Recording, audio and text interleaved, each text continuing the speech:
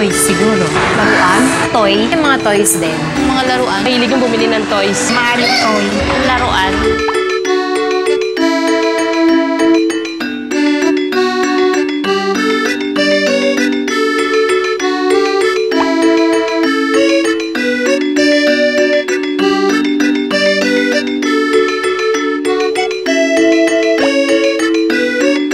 Di po bumili, isa-save ko lang po yung pera.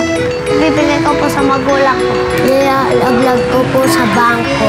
Ano ipunin ko po? Iipunin ko po. Ito yung nag-iipon na ng pera.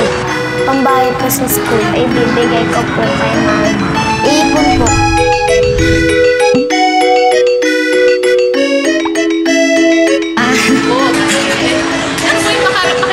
Nagpapasalamat ako. Masaya.